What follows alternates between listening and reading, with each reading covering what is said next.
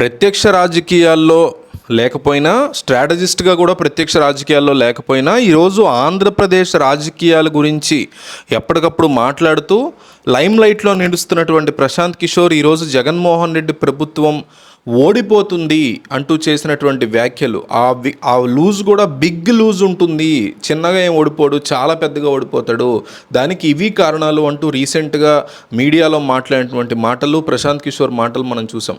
అయితే ఈ మాటలు వెనక ఆయన చాలా బిగ్గెస్ట్ లాజిక్స్ మర్చిపోతున్నారు అనేది మనం డెఫినెట్లీ ఆయన గుర్తు చేయాలి. ఆయన్ని కూడా మనం ప్రశ్నించాల్సినటువంటి పరిస్థితి ఉంది. నిజంగా పప్పు బెల్లాల్లాగా పంచేటువంటి కార్యక్రమం చేపట్టే ఏ ముఖ్యమంత్రి అయినా, అది చంద్రబాబు అయినా, జగన్మోహన్ రెడ్డి అయినా, కేసీఆర్ అయినా, రేవంత్ రెడ్డి అయినా ఖచ్చితంగా ఓడిపోవాల్సిందే. అది నా ఉద్దేశం. ఎందుకు ఓడిపోవాలి? ఆర్థికంగా ఉన్నటువంటి రాష్ట్ర లేదా ఆ ప్రాంతం యొక్క పరిస్థితుల్ని ఈ పప్పు బెలాల్లో పంచుకుంటూ వెళ్ళే కార్యక్రమాలు, సంక్షేమ పథకాలు అనేవి దారుణంగా కుంగదీసేస్తాయి ఆ రాష్ట్రాన్ని లేదా ఆ దేశాన్ని అనేది వీళ్ళందరూ గుర్తించాల్సినటువంటి అంశం.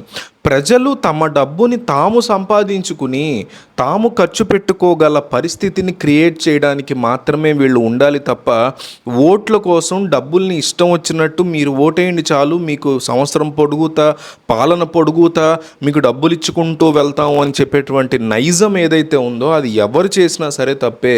రేపొద్దున మేము అధికారంలోకి వచ్చిన తర్వాత ఫ్రీ ఇస్తాము మహిళలకి బస్సు అనో, లేకపోతే 2500 నెలల ఇస్తామనో, ఇంకొకటనో చెప్తున్న చంద్రబాబుది తప్పే.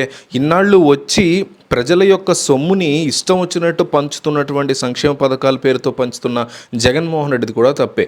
ప్రజల యొక్క పరిస్థితుల్ని మెరుగుపరిచేలా చేసుకోగలగాలి. ఒక పబ్లిక్ ట్రాన్స్పోర్టో, ఒక స్కూలో, ఒక కాలేజో, ఒక పెట్రోల్ యొక్క ధరలు తగ్గించేలాగా ప్రవర్తించడమో, సొసైటీని ఆ విధంగా కన్వర్ట్ చేయగలగడమో, నిత్యావసర ధరలను తగ్గించుకోగలగడమో, మనిషి తన డబ్బుని తాను సంపాదించుకునేలాగా అతని చుట్టూ మ్యానుఫ్యాక్చరింగ్ డిపార్ట్మెంట్సో, ఫ్యాక్టరీసో, పని చేసుకోగలిగేటువంటి వాతావరణమో, ఉద్యోగాలు తెప్పించగలగడం ఏ దేశంలో అయినా రాజకీయ నాయకులు, ముఖ్యమంత్రులు, ప్రైమ్ మినిస్టర్ చేయాల్సినటువంటి పని. కానీ మన దగ్గర అది కాదు. మళ్ళీ అధికారంలోకి రావటం కోసం నేను మీకు కొంత లంచం ఇస్తాను, గెలిచిన తర్వాత ఇస్తాను, నాకు మీరు ఓటు వేయండి అని అడుక్కునే దిక్కుమాలిన పరిస్థితి ఈ దేశంలోనూ మాత్రమే ఉంటుంది. అట్లా ఏ దేశంలో ఉన్నా ఆ దేశం తిరోగమనంలోకి వెళ్తుంది తప్ప ముందుకెళ్ళదు. అయితే ప్రశాంత్ కిషోర్ని నేను అడగాలనుకున్నటువంటి ప్రశ్నలు చాలా ఉన్నాయి. ఇప్పుడు అభివృద్ధి అనేది కనిపించట్లేదు ఆంధ్రప్రదేశ్లో, జాబులు అనేవి ఇవ్వలేకపోతున్నాడు జగన్మోహన్ రెడ్డి, ఒక ప్రొవైడర్గా మాత్రమే ఉన్నారు, అందుకే ఆయన బిగ్ లాస్, గట్టిగా ఓడిపోబోతున్నారు అని చెప్పినటువంటి ప్రశాంత్ కిషోర్ మొన్న కేసీఆర్ ఎందుకు ఓడిపోయారు అనే దానికి సమాధానం చెప్పగలరా? ఒక పక్క సంక్షేమం ఇచ్చారు, ఒక పక్క అభివృద్ధి కూడా ఇచ్చారు, కానీ కేసీఆర్ ఓడిపోయినటువంటి పరిస్థితి ఉంది. సంక్షేమం అనేది కరెక్ట్ వ్యక్తులకి అందించగలిగి దానికి బ్యాలెన్స్డ్గా అభివృద్ధి చేసుకోగలిగితే డెఫినెట్లీ కేసీఆర్ కూడా గెలిచేవారు. కానీ రైతు బంధు లాంటి అంశం కావచ్చు, ఇంకొకటి కావచ్చు, వాళ్ళు కేవలం రిచ్చర్ సెక్షన్స్కి మాత్రమే అందేలాగా లోవర్ లెవెల్లో కంప్లీట్గా సంక్షేమ పథకాలని అందలేని పరిస్థితులను తీసుకొచ్చారు కేసీఆర్ యొక్క సర్కార్లో. కానీ జగన్మోహన్ రెడ్డిని మాత్రం ఆయన చేసే సంక్షేమానికి నేను వ్యతిరేకమైనా కూడా సంక్షేమ ఫలాలు ఆఖరి వ్యక్తి వరకు అందడంలో మాత్రం చాలా జాగ్రత్తలు తీసుకుంది జగన్మోహన్ రెడ్డి ప్రభుత్వం.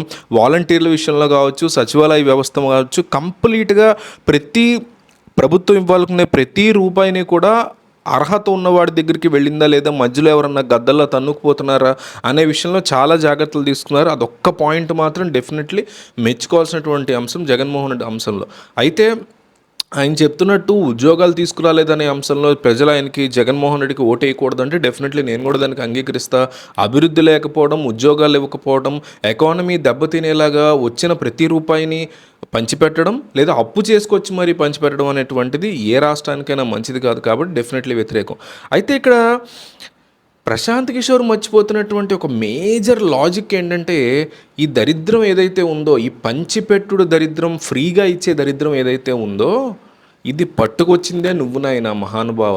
ఎందుకంటే కేజ్రీవాల్కి ఇచ్చిన సలహాలు తమరే, ఇంకొకరికి మమతా బెనర్జీకి ఇచ్చింది మీరే, స్టాలిన్కి ఇచ్చింది మీరే, కర్ణాటకలో మీ నుంచే తీసుకుంది కాంగ్రెస్ పార్టీ, తెలంగాణలో మీ నుంచే తీసుకుంది కాంగ్రెస్ పార్టీ. ఉచితాలు, మహిళ కనిపిస్తే ఉచితంగా బస్సు ఎక్కేసి ఇష్టం వచ్చినట్టు తిరిగేటువంటి పరిస్థితి, ఎంత దారుణంగా వాళ్ళని ట్రీట్ చేస్తున్నాం మనం అనే దాంతోపాటు ఆర్థికంగా కాస్త వెనకబడి ఉన్న వాళ్ళకి డిస్కౌంట్ లాంటివి ఏదో ప్రొవైడ్ చేసి, ఆర్థికంగా బాగానే ఉన్న వాళ్ళకి నార్మల్ ప్రైస్లో రేంజ్లో తీసుకెళ్ళగలగాలి.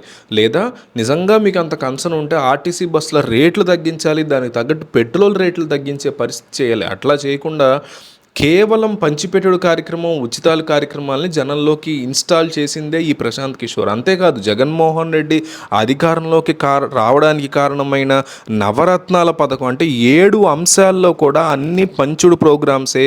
ఆ ప్రోగ్రామ్స్ పెట్టిందే మీరు, వాటిని డిజైన్ చేసిందే మీరు. ఏపీ ప్రజల్ని గద్దల్లాగా మా యొక్క ఎకానమీ నాశనం అవ్వటానికి మీరిచ్చిన ఐడియాలే. కేవలం ఒక వ్యక్తి అధికారంలోకి రావటం కోసం మీరు స్ట్రాటజిస్ట్గా గొప్పోడుగా జనం మిమ్మల్ని ప్రపంచం చూడటం కోసం మీరిచ్చినటువంటి దౌర్భాగ్యపు దిక్కుమాలిన ఐడియాలే ఈరోజు సంక్షేమ పథకాలుగా ఆంధ్రప్రదేశ్ రాష్ట్రంలో ఉన్నాయనేది ప్రశాంత్ కిషోర్ గుర్తుపెట్టుకోవాలి. ఒకరోజు జగన్ అనే ముందు జగన్మోహన్ రెడ్డిని ఎన్నైనా అనండి, మీరు ఒకప్పుడు ఇదే వ్యక్తికి వెనకాల ఊడిగం చేసి ఇవే పథకాలని పెట్టునైనా నువ్వు గెలుస్తావు అని చెప్పి వెనకుండి మరీ కథను నడిపించినటువంటి మీరు ఈ లాజికల్ మర్చిపోయి ఇష్టం వచ్చినట్టు ఏది పడితే అది మాట్లాడితే ప్రజలు హర్షించే పరిస్థితిలో ఉండదు. ఏపీ రాష్ట్రం సంక్షేమం వల్ల ఆర్థికంగా వెనకబడిన ప్రతి రూపాయికి జగన్మోహన్ రెడ్డి వాటా ఎంతో ప్రశాంత్ కిషోర్ యొక్క వాటా కూడా అంతే ఉంటుందనే విషయం ఆయన గుర్తుపెట్టుకోవాలి. నేను చెప్పిన దాంట్లో మీరు కనుక ఏకీభవిస్తే దయచేసి ఈ వీడియోని వాట్సాప్లో స్టేటస్గా పెట్టండి. లేదా మీకు తెలిసిన రాజకీయంగా ఆలోచించే వాళ్ళు, మాట్లాడేవాళ్ళు ఎంతోమంది ఉంటారు, వాళ్ళందరికీ వాట్సాప్లో లింక్ షేర్ చేయండి. లేదు మీరు వాట్సాప్ స్టేటస్లో పెడితే ఫ్రీగా చాలామంది చూస్తారు. కాబట్టి ఈ వీడియో మిస్ అవ్వకుండా దయచేసి మీ వాట్సాప్ స్టేటస్లో పెట్టుకోండి.